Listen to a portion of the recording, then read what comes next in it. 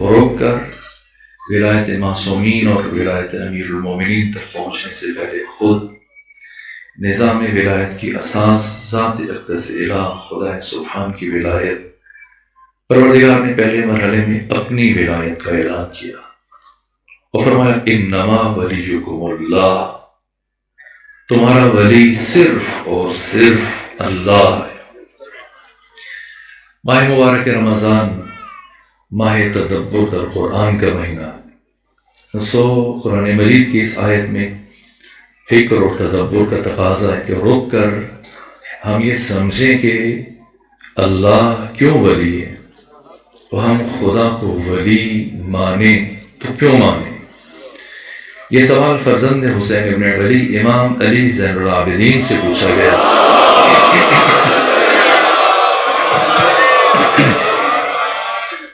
فرزند رسول بتائیے اللہ نے اپنی ولایت کو بشر پر کیوں واجب قرار دیا، اور ہم انسان کیوں کر اللہ کی ولایت کو مانے، قبول کرے، تسلیم ہو جائیں۔ فرمایا دو وجوہات کی بنا پر ہر انسان پر اللہ کی ولایت واجب ہے۔ پہلی وجہ یہ کہ اللہ تمام انسانوں کا خالق ہے، اور دوسری وجہ یہ کہ اللہ تمام انسانوں کا رب ہے۔ پھر فرمایا کہ اگر اللہ صرف ہمارا خالق ہوتا اور ہمارا رب کوئی اور ہوتا تب بھی انسانوں پر خدا کی ولایت واجب نہیں تھی، اور اگر انسانوں کا خالق کوئی اور ہوتا اور اللہ صرف انسانوں کا رب ہوتا تب بھی اللہ کی ولایت واجب نہیں تھی۔ کیوں واجب ہے؟ خالق بھی ہے، رب بھی ہے۔ پہلے اس نے ہمیں عدم سے وجود دیا، نہیں سے ہے بنایا، اور پھر خلقت وجود سے آراستہ کرنے کے بعد ہمیں ہمارے حال پر نہیں چھوڑا، ہماری ربوبیت فرمائی۔ اس لیے خدا کی ولایت واجب ہے، اور پروردگار نے قرآن مجید میں اپنی ولایت کا اعلان کرنے سے پہلے ولایت کے رکن اول اپنی خالقیت اور خلاقیت کو بیان کیا۔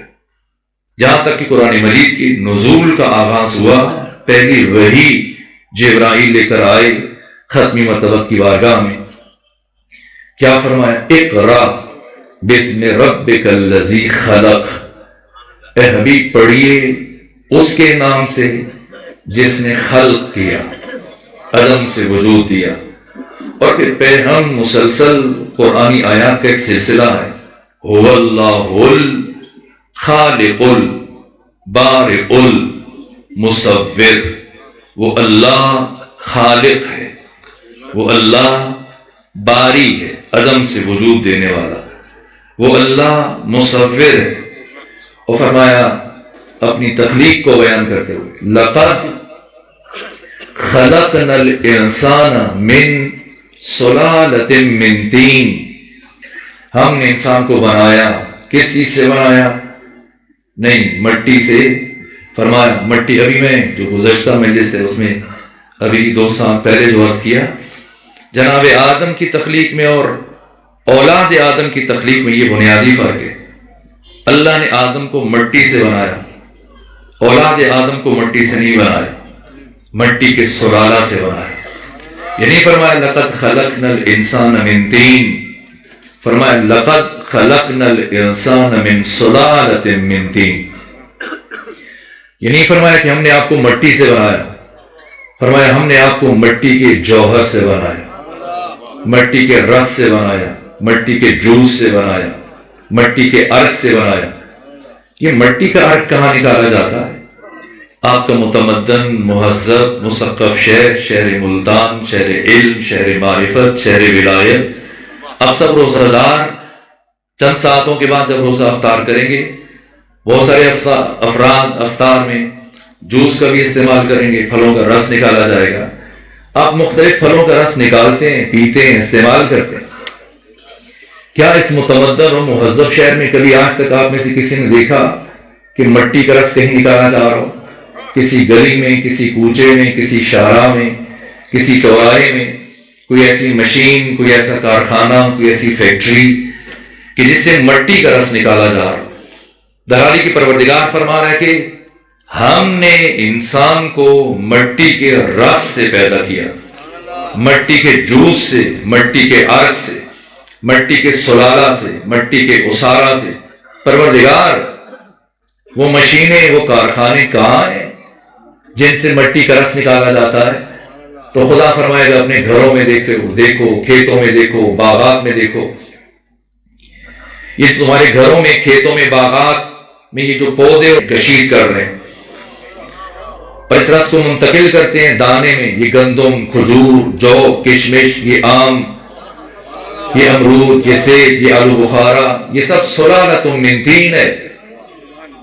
یہ مٹی کا رس ہے، یہ مٹی کا جوہر ہے، یہ مٹی کا عرق ہے، یہ مٹی کا جوس ہے، یہ مٹی کا اسارہ ہے، جسے مشینوں کے ذریعے سے پروردگار مٹی سے کھینچ کر اس دانے میں منتقل کر دیتا ہے. اور پھر اس دانے کو انسان کھاتا ہے تو خون بنتا ہے. سورہ مبارکہ واقعہ، خون سے پھر نطفہ، نطفہ سے علقہ، علقہ سے مضغہ، مضغہ سے عظام، ہڈیاں. پھر پروردگار فرماتے ہیں فَكَسَوْنَا الْعِظَامَ لَحْمًا، ہم نے ہڈیوں کے اوپر گوشت چڑھا دیا.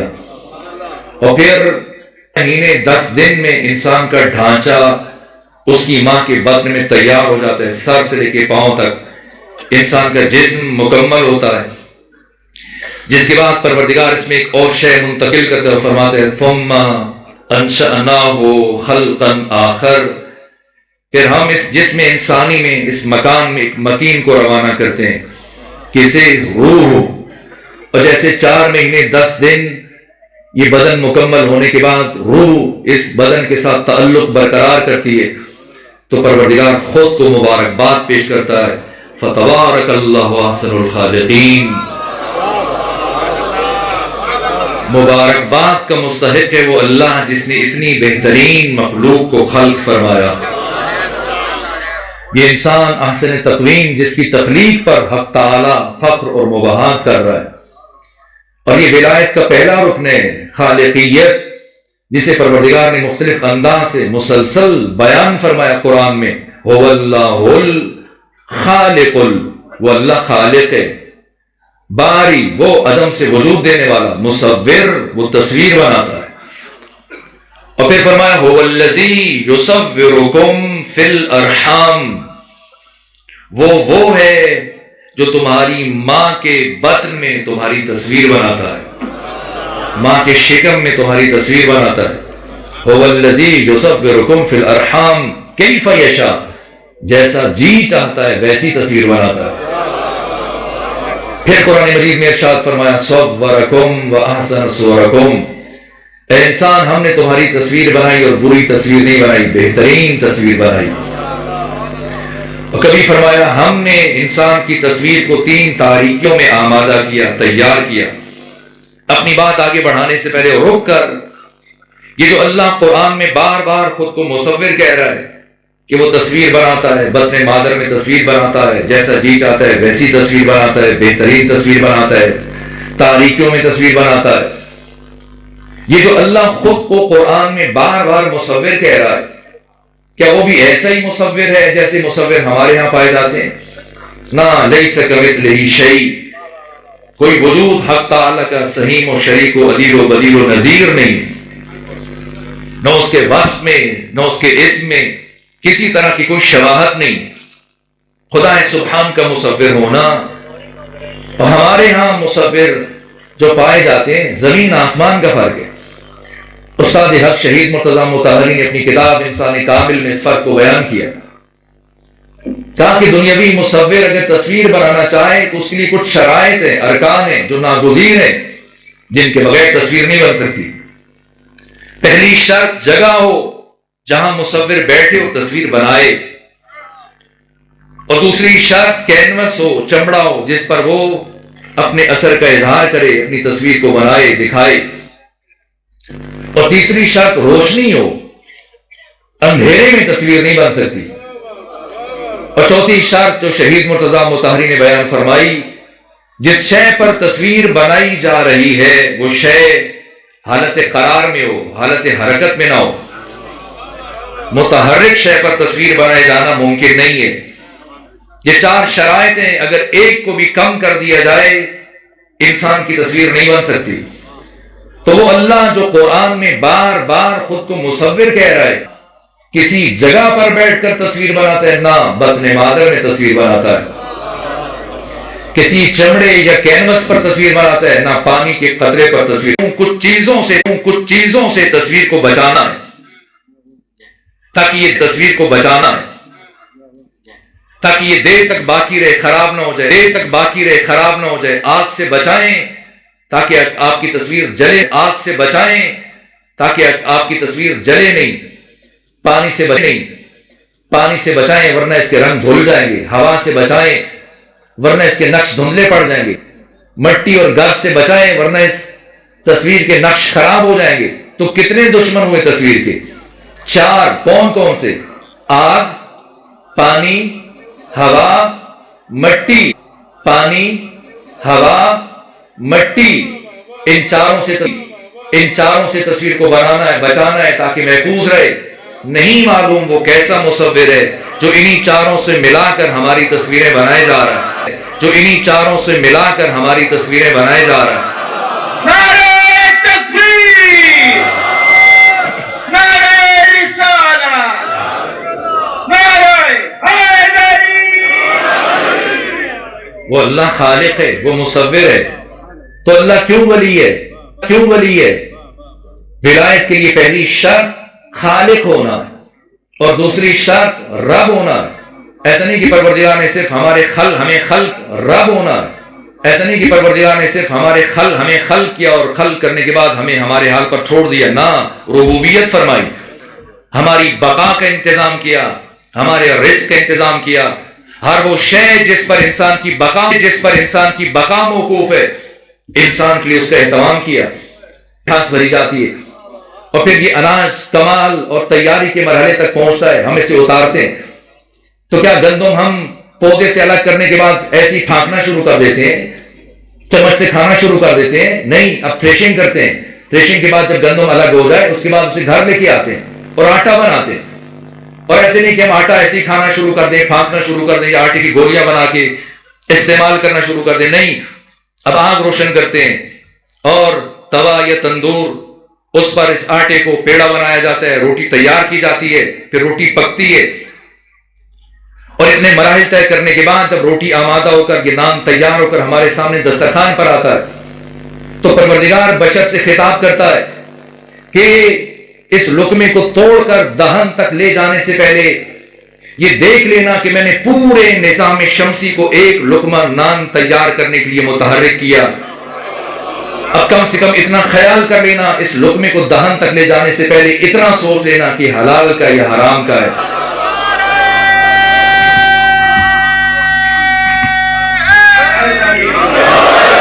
پاک ہے یا ناپاک ہے، غصبی ہے یا مباح ہے۔ ایک لقمہ حرام نسلوں کو تباہ کرنے کے لیے کافی ہوتا ہے۔ کب انسان حق کے مقابلے میں کھڑا ہوتا ہے، کیسے انسان اتنی جرأت کرتا ہے کہ امام وقت کے مقابلے میں آ جائے۔ یہ لقمہ حرام انسان کو وادار کرتا ہے کہ حجت خدا کے مقابلے میں آ جائے، اللہ کے مقابلے میں، اور اللہ کے جانشین اور ائمہ دین اور حجت خدا کے مقابلے میں صرف وہی آتا ہے جس کی ولادت میں نقص ہوتا ہے، یا حرام زادہ ہوتا ہے، یا حرام خور ہوتا ہے۔ جو علی اولاد علی کے مقابلے میں آ جائے، جو سید الشہداء نے روز عاشور دشمن سے خطاب کرتے ہوئے فرمایا، یہ بات اہم ہے، اس لیے اس بات کو سمجھانے کے لیے خود دیکھیں ختمی مرتبہ یعلمہم الکتاب کا مرحلہ بعد میں ہے، پہلے یزکیہم کی بات ہے۔ ختمی مرتبہ جب مکہ سے مدینہ تشریف لے کر گئے تو مسلسل پہلے 7 مہینے انصار میں سے صحابہ کرام کے گھروں میں دن کا کھانا تناول فرماتے تھے۔ ہر ایک صحابی کی خواہش ہوتی تھی وہ آپ کی میزبانی کا شرف حاصل کرے، یہاں تک کہ ایک دن آپ کے جوان صحابی جناب زید نے ختمی مرتبہ سے خواہش کی کہ آپ میرے گھر تناول فرمائیے۔ ختمی مرتبہ نے دعوت کو قبول کیا اور حضرت زید رضی اللہ تعالیٰ عنہ نے ختمی مرتبہ کے آنے کی خوشی میں اپنے گوسفند کو ذبح کیا اور ذبح کروانے کے بعد اسے انگاروں پہ بھونا تیار کیا، دسترخوان لگایا، پیغمبر اکرام اسلام تشریف لائے اور جیسی ختمی مرتبہ دسترخوان پر تشریف فرما ہوئے، اس سے پہلے کہ کھانے کی طرف ہاتھ بڑھائیں پوچھا زید بتاؤ اس گوسفند کو کس نے ذبح کیا؟ یہ سوال بہت عجیب ہے. اگر پیغمبر گرامی اسلام نے سوال کرنا ہے تو اس سے پہلے ایک اور سوال بنتا ہے. پیغمبر یہ پوچھتے اس سے پہلے کہ اسے کس نے ذبح کیا، اس سے پہلے یہ پوچھنا چاہیے تھا اصولاً کہ کس کا ہے. لیکن پیغمبر نے ایسی بات نہیں پوچھی. کیوں؟ اس لیے کہ صحابی کا گھر ہے، اور صحابی کبھی غاصب نہیں ہو سکتا ہے. جو غاصب ہوتا ہے وہ صحابی نہیں ہوتا ہے.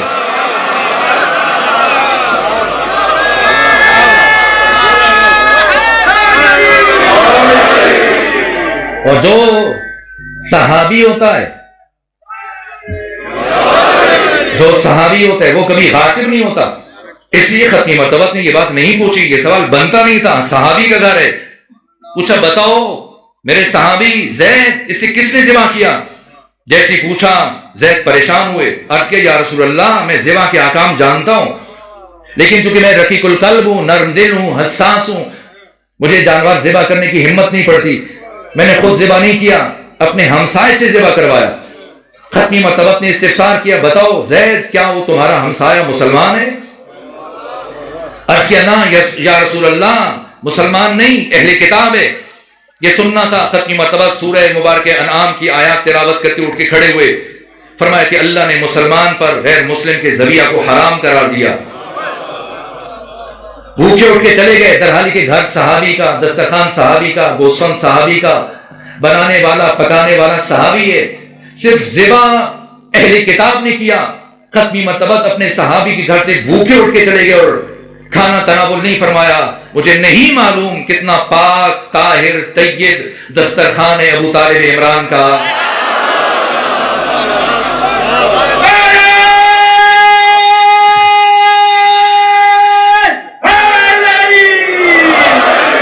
وجود مبارک ختمی مرتبہ مسلسل 10 سال اس دسترخوان سے اٹھا کر غذا تناول کرتے رہے.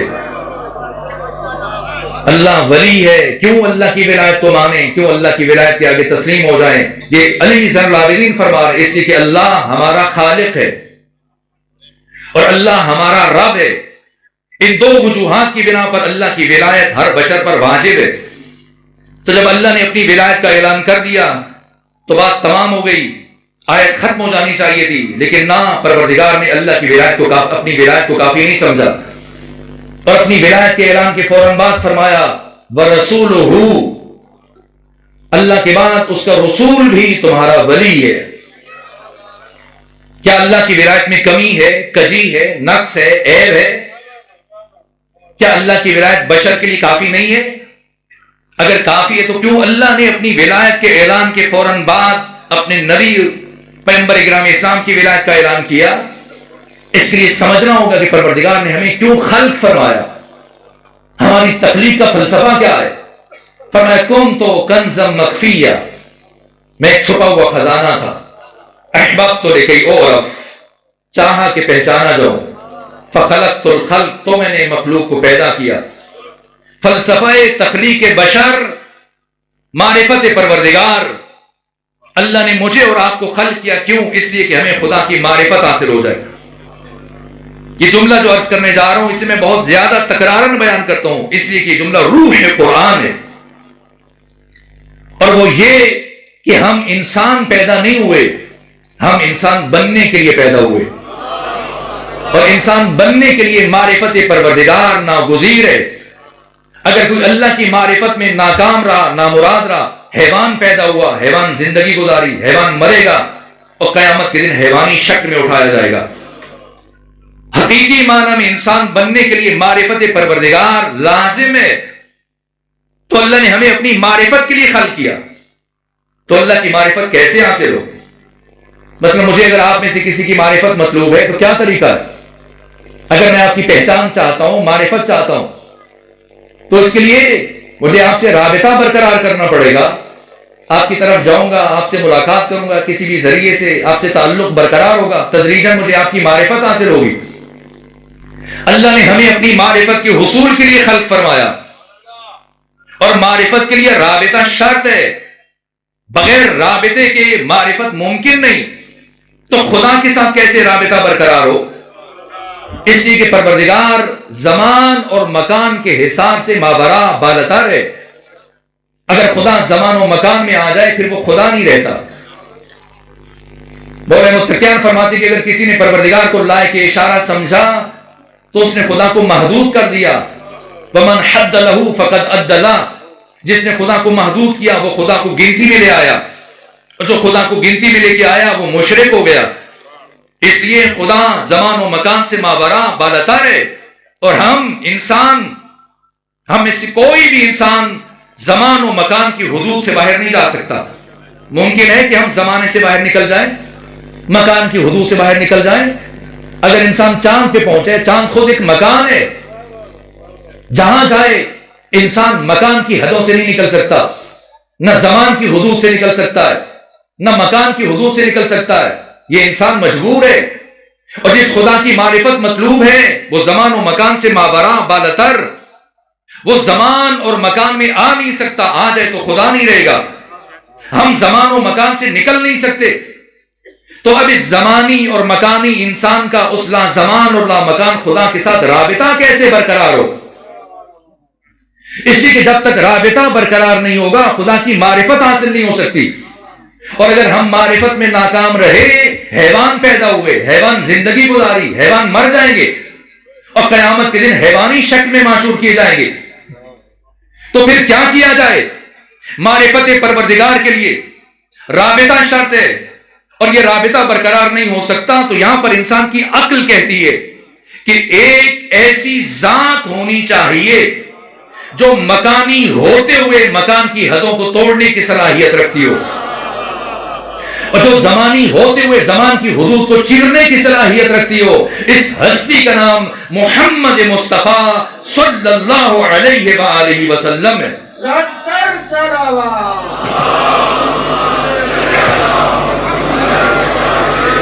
جو زمان اور مکان کی تمام حدود کو چیرتے ہوئے وہاں پہنچے جہاں نہ زمان کا تصور ہے نہ مکان کا تصور ہے. اور قرآن سورہ مبارکہ نجم 53 نمبر سورہ آیت نمبر 8، 9، 10 پروردگار فرما رہے ثم پھر دنا قریب ہوا فتدلا اور قریب ہوا. کتنا قریب؟ فکان قاب قوسین. یہاں قوس کہتے ایک کمان، قوسین دو کمانے. یہاں تک کہ خدا اور مصطفیٰ کے درمیان دو کمانے صرف قاب قوسین نہ. پروردگار قاب قوسین کہہ کے رکا نہیں. اگر پروردگار رک جاتا تو مقام مصطفیٰ کی حد معین ہو جاتی. اس لیے پروردگار نے مزید فرمایا او ادنا، خدا اور مصطفیٰ کے درمیان دو کمانے یا اس سے بھی کم کا فاصلہ رہ گیا. کتنا کم کون بتائے؟ جبریل تو چوتھے آسمان پر رک گیا تھا، تو کون بتائے؟ اب یا خدا جانتا ہے، یا مصطفیٰ جانتا ہے، یا وہ جانتا ہے کہ جس کے لہجے میں خدا اپنے مصطفیٰ سے گفتگو کر رہا ہے.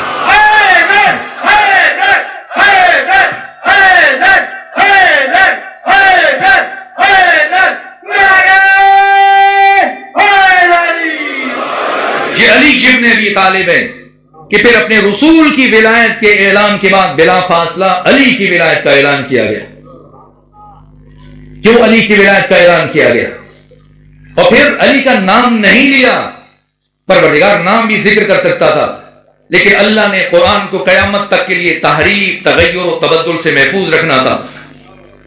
اگر اللہ قرآن میں علی کا نام ذکر کرتا تو مسلمان قرآن کا وہی حال کرتے جو یہودیوں نے تورات کا کیا، عیسائیوں نے انجیل کا کیا. یہ دونوں کتابیں عبروں میں نازل ہوئی، عبرانی زبان میں، لیکن دنیا میں تلاش کریں آج جس زبان میں تورات، انجیل، زبور نازل ہوئی اس زبان میں آپ کو کوئی نسخہ نہیں ملے گا، سب ترجمے ہیں. لیکن قرآن مجید کا نہ ایک لفظ کم ہوا نہ ایک لفظ زیادہ، ایک زبر زیر کی بھی غلطی نہیں ہوئی. قرآن کو پروردگار نے محفوظ رکھا اپنی حکمت کے ذریعے سے. اس لیے علی کا نام بیان نہیں کیا، علامت کو ذکر کیا، اس طرح سے ذکر کیا کہ اب علی کے علاوہ کسی اور میں وہ علامت نظر نہیں آئے گی. کیا فرمایا؟ والذین، وہ لوگ آمنوا الذین جو حقیقت ایمان کے لانے والے ہیں، یقیمون الصلاۃ جو نماز قائم کرتے ہیں، ویؤتون الزکاۃ اور زکات ادا کرتے ہیں، وہم راکعون در حالی کہ وہ حالت رکوع میں ہوں. تاریخ بشر میں، تاریخ عالم میں، تاریخ آدم میں، تاریخ خاتم میں تاریخ انسانی میں کون ہے جس نے علی کے علاوہ حالت رکوع میں زکات دی؟ صرف علی ہیں. آج تک تو کسی کو انکار کی جرات نہیں ہوئی. 60 بڑے بڑے قرآن مجید کے مفسرین اہل تسنن جنہوں نے اس حقیقت کو بیان کیا، لیکن آج کچھ راشن فکر پیدا ہو گئے اور کہا کہ بھلا یہ کون سا وقت ہے زکات کی ادائیگی کا. اور یہ بات خود جو علی کی سیرت بیان کی جاتی ہے اس سے ٹکراؤ ہے کہ علی نے حالت رکوع میں زکات دی.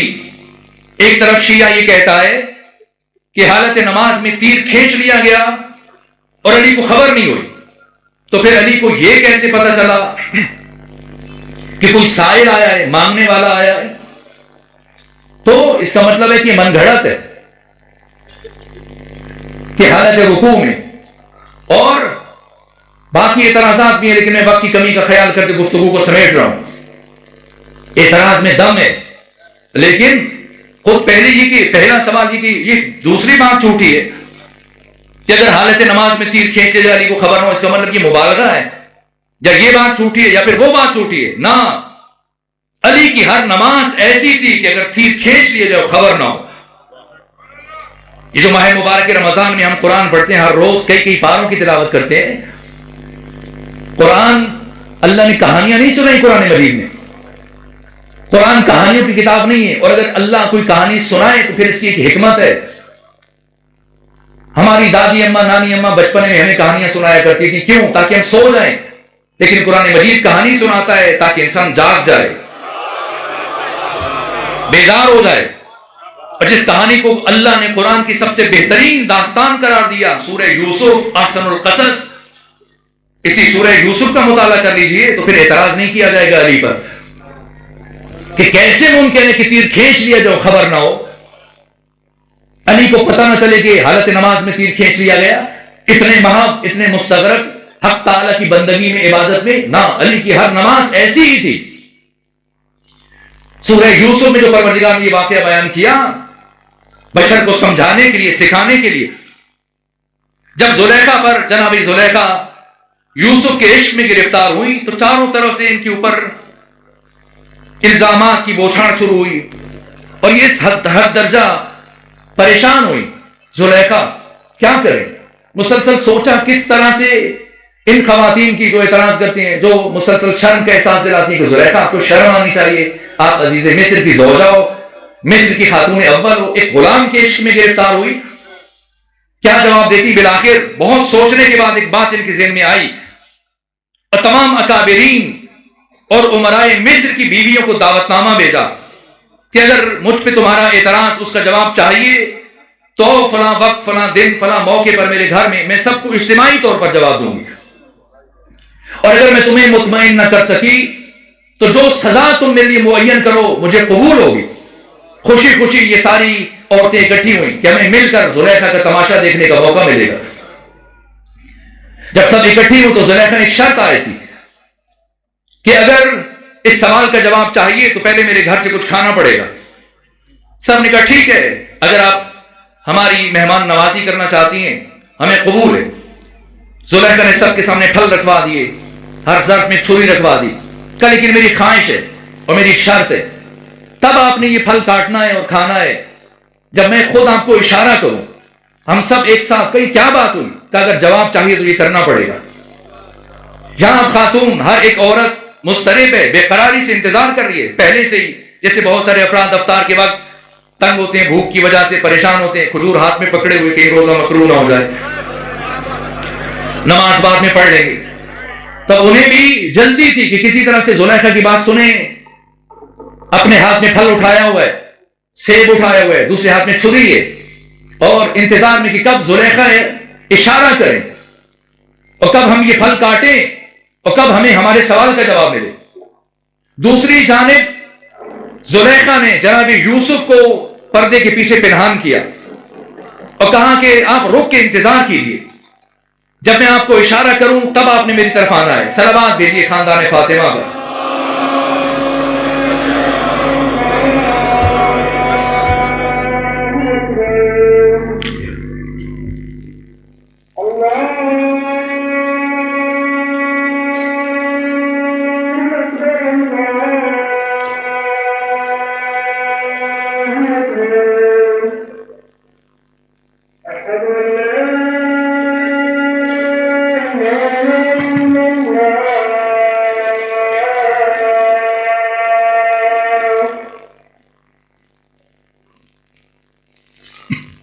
یہ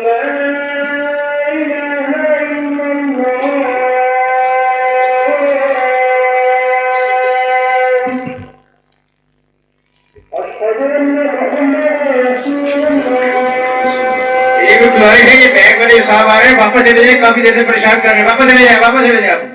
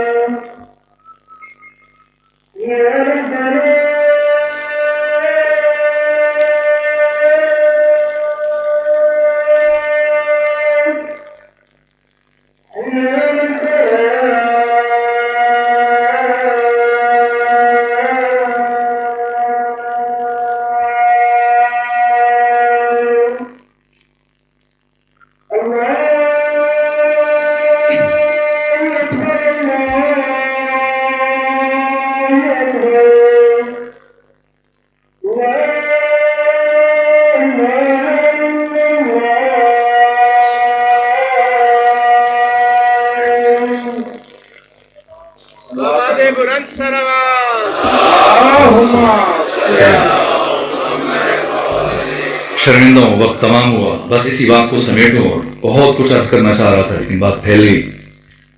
بس 2 سے 3 جملے اور عرض کروں گا، آپ کی زحمتوں کو تمام کر دوں. یہاں پر یوسف پہلی حسین تھے، اور زلیخا نے ان کے لیے بہترین ایک نیا کرتا آمادہ کروایا، تیار کیا، اور کہا کہ آپ رک جائیے، پردے کے پیچھے رک کے انتظار کریں، اور جب میں آپ سے کہوں تب آپ نے چلتے ہوئے میری طرف آنا ہے. اور دوسری جانب خواتین سے کہا کہ آپ نے تب پھل کاٹنا ہے جب میں آپ کو اشارہ کروں. ادھر خواتین کو اشارہ کیا کہ آپ پھل اٹھائیے، چھری لیجئے، کاٹیے، کھائیے، اور ادھر سے یوسف کو اشارہ کیا کہ آئیے.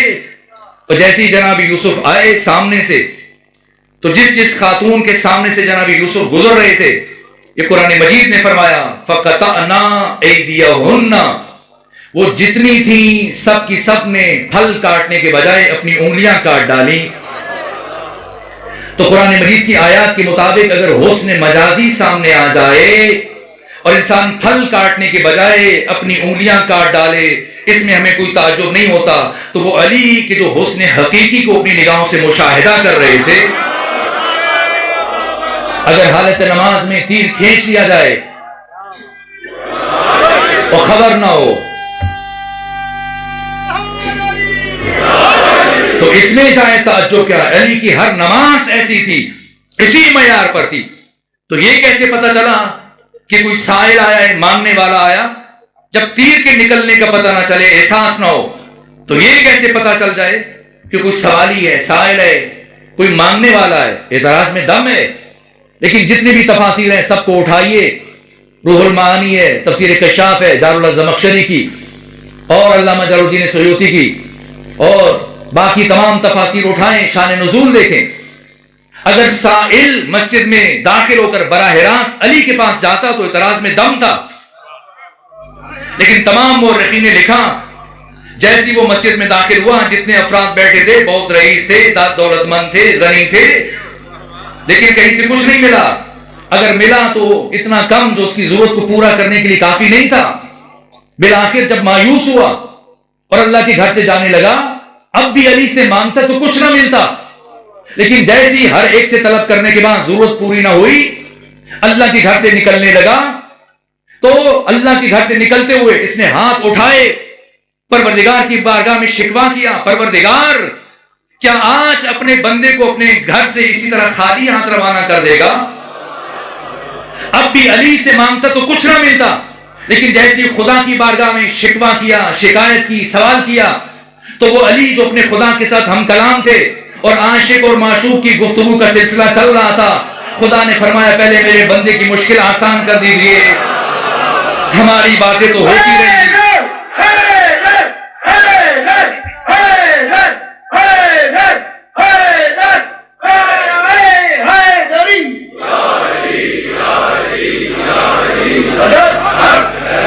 اللہ تمہارا ولی ہے، اس کا رسول تمہارا ولی ہے، اور اب مانا کروں مصداق کے تعین کے بعد وہ علی تمہارا ولی ہے جو حالت رکوع میں زکات دیتا ہے۔ مفسرین قرآن کو اس بات پر تو اتفاق ہے کہ علی نے حالت رکوع میں زکات دی۔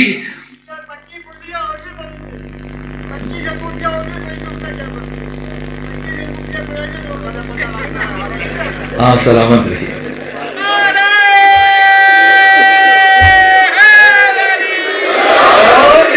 وہ 25 انگوٹھیاں جو تقسیم کی گئی مجھے نہیں لگتا کہ ان میں چاندی استعمال ہوئی ہوگی، لیکن جو انگوٹھی علی کی حالت رکوع میں تسلیم ہوئی ہے یہ وہی انگوٹھی تھی جسے پہن کر حضرت سلیمان حکومت کیا کرتے تھے۔